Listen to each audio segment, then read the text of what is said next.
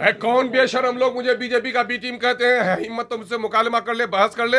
नीतीश कुमार जी पिछले दिनों में जब आए थे बहुत बीजेपी को छोड़ के, तो हर जगह वही प्रचार कर रहे थे। कुछ हमारे धार्मिक गुरुओं को लेके बैठ के भी उसने बंद कमरे में मीटिंग की। साहब सबसे खतरनाक तो ये हैदराबाद वाली पार्टी है। गए थे समाधान यात्रा में पूर्णिया, समाधान तो कुछ नहीं किया नहीं समस्याओं का। वहां पर भी वही कहा कि बीजेपी की बी टीम है।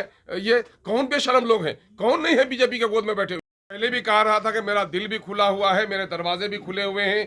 कोई बुलाए तो हम उसके यहाँ जाने के लिए भी तैयार हैं, कोई हमारे यहाँ आए तो हम उनको बुलाने के लिए भी तैयार हैं। और भी कई संगठनों से हमारी बात चल रही है। हम लोग चाहते हैं कि बिहार की जो शोषित पीड़ित जनता है उसको न्याय मिले, एक अच्छी सरकार बने।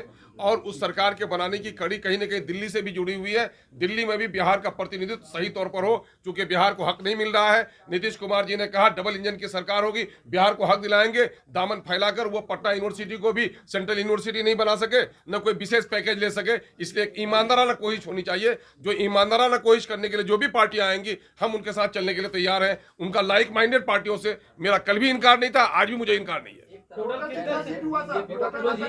हमने 16 सीटों का ऐलान किया है।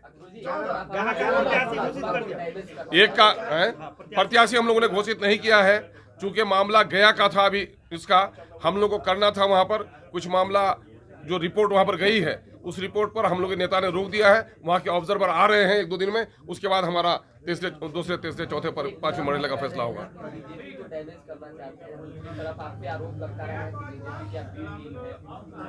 है कौन बेशरम लोग मुझे बीजेपी का बी टीम कहते हैं? हिम्मत तो मुझसे मुकालमा कर ले, बहस कर ले।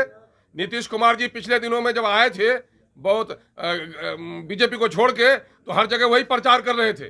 कुछ हमारे धार्मिक गुरुओं को लेके बैठ के भी उसने बंद कमरे में मीटिंग की। साहब सबसे खतरनाक तो ये हैदराबाद वाली पार्टी है।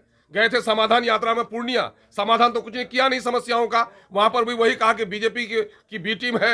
ये कौन बेशरम लोग हैं? कौन नहीं है बीजेपी के गोद में बैठे हुए? ये सारे लोग बीजेपी के गोद में बैठे हुए हैं। अगर बीजेपी से कोई अलग है, चूंकि उनका कोई नुकसान नहीं है, उनके स्वार्थ का नुकसान हो सकता है, लेकिन मेरे मजहब का नुकसान है, मेरी नस्लों का नुकसान है, मेरे धर्म का नुकसान है, मेरे धर्मस्थली का नुकसान है। और जिस तवानाई के साथ बैरिस्टर असदुद्दीन अवैसी साहब धर्मनिरपेक्षता के दामन को थामे हुए मुसलमानों के हक और हुकूक की बात करते हैं, दलितों के हक और हुकूक की बात करते हैं, कोई माइक का लाल कह सकता है कि बीजेपी हम बीजेपी को बर्दाश्त करेंगे?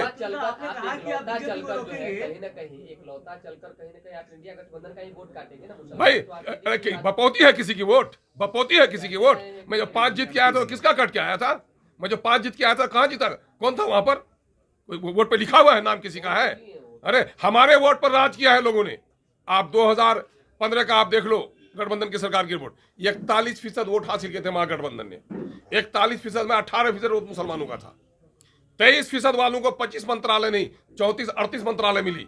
और जो 18% माइनॉरिटी के लोगों ने वोट दिया, 4 मंत्रालय झुंझुना उनको मिला। हक से महरूम कर रहे हैं। अभी तो कुछ भी नहीं कर रहे हैं आप, एमपी भी नहीं है ना? हमसे जुड़े रहने के लिए हमारे YouTube चैनल को सब्सक्राइब करें और नई वीडियो की नोटिफिकेशन के लिए बेल आइकॉन को दबाएं। अगर आप ये वीडियो Facebook पर देख रहे हैं तो लाइक जरूर करें और ज्यादा से ज्यादा शेयर करें। धन्यवाद।